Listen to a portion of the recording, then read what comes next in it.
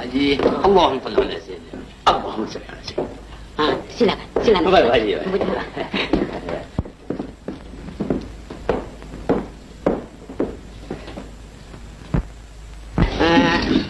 Ada apa anak ni datang kemari? Ada aja. Lalu, tolong ceritakan. Saya berdua datang kemari. Allahumma salli ala sayyidina Muhammad. Ya. Mustahil nak jumpa dengan Tuan Haji. Allahumma salli ala sayyidina Muhammad. Ya. Kerana ada satu Allahumma salli ala sayyidina Muhammad. Teruskan. Tuan Haji, saya datang Allahumma salli ala sayyidina Muhammad. Pak Haji dah kena penyakit dapat malam. Kerana ada Allahumma salli ala sayyidina Muhammad. Tapi Tuan Haji ni terlalu baik. Kau aja lah yang cakap. Pak Haji baik. Ada apa anak-anak ni? Pak Haji, sebenarnya kita berdua ni datang... Oh, datang dari masjid ya? Tahu sudah kita.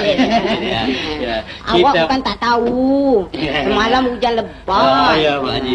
Hujan lebat tu tak apalah. Ribut pun kuat.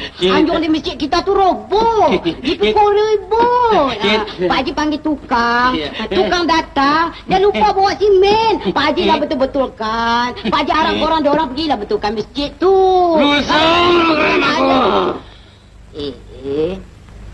Kenapa anak ni? Belaga angin, Pak Haji. Oh. Bapak, ini kipasnya, Pak. Ya. Maafkan Pak Haji ya. Pak Haji masuk ke dalam sekejap.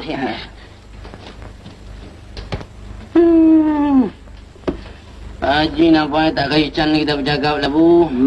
Kalau dia buat penyakit macam ni juga, aku bilang tutup, engkau tutup mulut lah, Bu. Boleh lah, Bi. Biarkan. Panas. Ya. Anak-anak ni tak panas. Oi, panas, menyerap darah-darah. Ya, nak meletup lah, Pak Haji. Apa yang anak-anak cakap tadi, silakanlah. Baru Pak Haji kali kita bercakap. Begini, Pak Haji. Badan Pak Haji memang tak boleh kena tahan panas. Ya. Maklumlah orang tua. Ya. Orang tua lah katakan. Aku duduk. Orang ni tak panas sampai begini. Aku duduk. Hari ni dah rendah bang kali. Aku duduk. 3-4 kali Pak Haji mandi.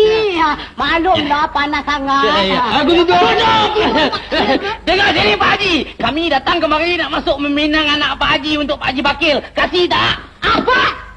Haji Bakil? Dia bersetuju lah tu. Selamat. Alhamdulillah. Celaka punya Haji Bakil. Apa engkau dua orang ni cari tali bapak dia? Dia ampun. Apa Pak Haji? Jangan lari.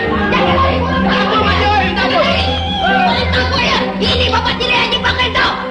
Kurang belajar. Nanti baik orang